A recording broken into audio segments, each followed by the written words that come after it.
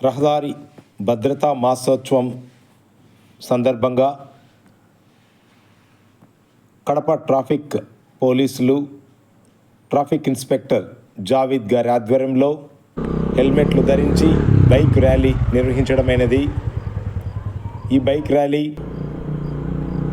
Traffic police station దగ్గర నుంచి బయలుదేరి వైఎంపల్లి సర్కిల్ మీదుగా మరియు సంధ్యా సర్కిల్ని క్రాస్ చేస్తూ ఐటీఐ సర్కిల్, జియాన్ సర్కిల్, ఎన్టీఆర్ సర్కిల్ మరియు 7 రోడ్స్ వద్ద పోయి మరీ తిరిగి పోలీస్ స్టేషన్ వరకు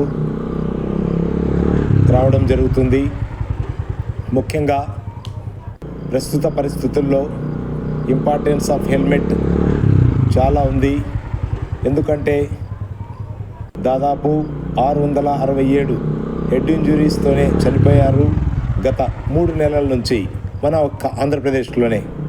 అదేవిధంగా కోర్టు కూడా చాలా సీరియస్ వార్నింగ్ ఇస్తూ ఉంది, ప్రతి ఒక్కరూ హెల్మెట్ ధరించాలి అని. లేదంటే వారి యొక్క హెల్మెట్ ఎవరైతే వేసుకోలేదో వారందరికీ కూడా వారి యొక్క లైసెన్స్ని క్యాన్సిల్ చేయించండి, లేదా వారికి వాటర్ సప్లైని డిస్కనెక్ట్ చేయించండి, పవర్ డిస్కనెక్ట్ చేయించండి అనే విధంగా కూడా వార్నింగ్ ఇస్తూ ఉంది. కారణం, మనము ప్రతిరోజు పట్టణాల్లో కానీ చిన్న చిన్న విలేజ్ రోడ్స్లో కూడా ఈ హెడ్ ఇంజురీస్తో ఎక్కువగా చనిపోవడం చూస్తున్నాం. కొంతమంది పెరలైజ్ అయిన వాళ్ళని కూడా చూస్తున్నాం.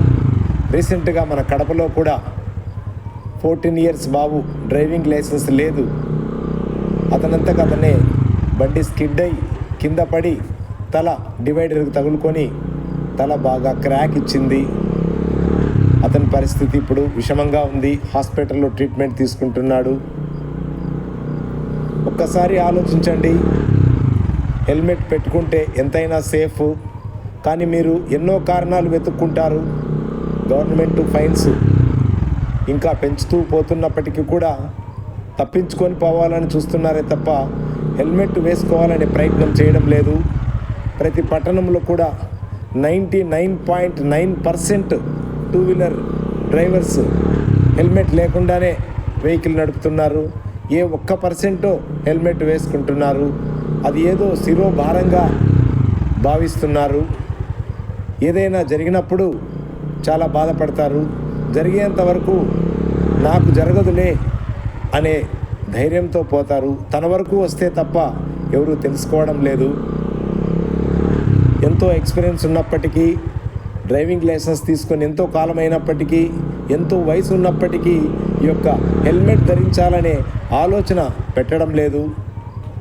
అదే 2 వీలర్లకి 2 లక్షల నుంచి 3 లక్షల వరకు కూడా బండి కొనడానికి డబ్బులు వెచ్చిస్తున్నారు. కానీ కనీసం 1000 రూపాయలు పెట్టి ఒక హెల్మెట్ తీసుకోవాలి, హెల్మెట్ ధరించాలి అనే ఆలోచన పక్కన పెడుతున్నారు. అసలు అలాంటి ఆలోచన ఎవరు చేయడం లేదు. కాకపోతే బండి నడిపే వాళ్ళే కాకుండా బండి వెనకాల కూర్చున్న వాళ్ళు, 2 వీలర్ వెనకాల కూర్చున్న వాళ్ళు కూడా ఈ హెల్మెట్ వేసుకోవాల్సిన అవసరం ఎంతైనా ఉంది. ప్రస్తుత పరిస్థితుల్లో మీరెన్నో యాక్సిడెంట్లు చూసింటారు. ముందర డ్రైవర్వే కాకుండా వెనక కూర్చున్న వారు కూడా హెల్మెట్ ధరించకపోతే జరిగినటువంటి ప్రమాదాలు.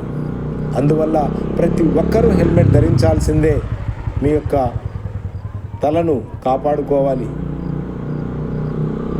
2 వీలర్ నడుపుతున్నప్పుడు మీరు ఈ యొక్క హెల్మెట్ ధరించడం వల్ల కళ్ళలో పడే డస్ట్ కూడా పడదు. ఎందుకంటే ఇప్పటి రోడ్లు బిజీగా ఉన్నాయి. పొల్యూషన్ మరియు డస్ట్ ఇదంతా కూడా ఫేస్ మీద పడి మరియు మీ కళ్ళలో పడి కళ్ళు పోయే ప్రమాదం కూడా జరుగుతూ ఉంది. సో ఇలాంటి పరిస్థితుల్లో మీరు మీ యొక్క స్కిన్ని కాపాడుకోవడానికి డస్ట్ నుంచి, అదేవిధంగా డస్ట్ నుంచి కళ్ళను కాపాడుకోవడానికి కూడా ఈ హెల్మెట్ ఎంతో ఉపయోగపడుతుంది. కానీ మీరు బద్ధకంతో టైం వేస్ట్ అవుతుంది అనుకుంటున్నారో, మరి బద్ధకంగా భావిస్తున్నారో తెలియదు. కానీ ఎవ్వరు కూడా హెల్మెట్ వేసుకోవడానికి ఇష్టం చూపడం లేదు, ఇంట్రెస్ట్ పెట్టడం లేదు. ఇకపోతే స్టూడెంట్స్ వారి వెర్రి చేష్టల వల్ల ఎంతోమంది అమాయకులు రోడ్డు మీద బలి అవుతున్నారు. ఓవర్ స్పీడ్ పోవడం, అదే మోటార్ సైకిల్ మీద విన్యాసాలు చేయడం, డేంజరస్ డ్రైవింగ్ చేయడం, సెల్ ఫోన్ డ్రైవింగ్ చేయడం, సెల్ ఫోన్లో మెసేజ్లు పంపుతూ లేదా సెల్ ఫోన్లో ఏదో మూవీ చూస్తూ ఈ టూ వీలర్లు నడుపుతున్నారు. ఇలాంటి వారి వల్ల రోడ్డు మీద పోతున్నటువంటి అమాయకులు కూడా ఎంతోమంది ఇంజూర్ అవుతున్నారు. వీరు వారి యొక్క బండి కండిషన్ తెలియదు, ఇంకెవరి బండో తీసుకుంటున్నారు. ఆ మోటార్ సైకిల్ కండిషన్ తెలియకోకుండానే ఎంతో స్పీడ్ పోతూ అజాగ్రత్తగా వారి ప్రాణాలకే ముప్పు తెచ్చుకోవడం కాకుండా ఇతరుల ప్రాణాలకు కూడా ముప్పు జరిగేటట్లు చేస్తున్నారు. ఇకపోతే స్టూడెంట్స్ ముగ్గురు అంటే ట్రిపుల్ రైడింగ్ కూడా చేస్తున్నారు. అదేవిధంగా మైనర్స్ డ్రైవింగ్ కూడా ప్రస్తుత రోజుల్లో మరీ ఎక్కువ అవుతోంది. పెద్దలు కూడా బాధ్యత తీసుకొని వారి యొక్క పిల్లలకు ఈ భద్రతా నియమాలు నేర్పాలి. అదేవిధంగా 18 years వచ్చేంత వరకు వారికి బండి ఇవ్వకోకుండా జాగ్రత్త పడాలి. వారికి ప్రతిరోజు గైడ్ చేస్తే తప్ప ఇప్పటి పరిస్థితుల్లో పిల్లలు మారేటట్లు కనిపించడం లేదు. సో ప్రతి తల్లిదండ్రి కూడా తన వంతు బాధ్యత తీసుకొని తన పిల్లలకి బండి ఇవ్వకుండా అదేవిధంగా రహదారి భద్రతా నియమాల గురించి వివరిస్తూ జాగ్రత్త పడాలి. లేనిచో ఈరోజు ఎవరికైనా జరగచ్చు, కానీ రేపు మీకైనా జరగచ్చు. సో చాలా వరకు మీరు ఈ యొక్క రెస్పాన్సిబిలిటీని తీసుకొని మీ పిల్లలకు గైడ్ చేయండి.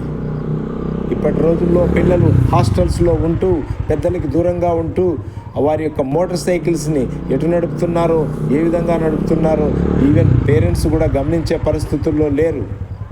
ఈవెన్ కాలేజ్ యాజమాన్యం కూడా, స్కూల్స్ యాజమాన్యం కూడా దీనిని పట్టించుకొని వారికి కూడా వారి పిల్లలకి గైడ్ చేస్తే చాలా బాగుంటుంది. అందరూ కూడా హ్యాపీగా ఉంటారు. Thank you one and all.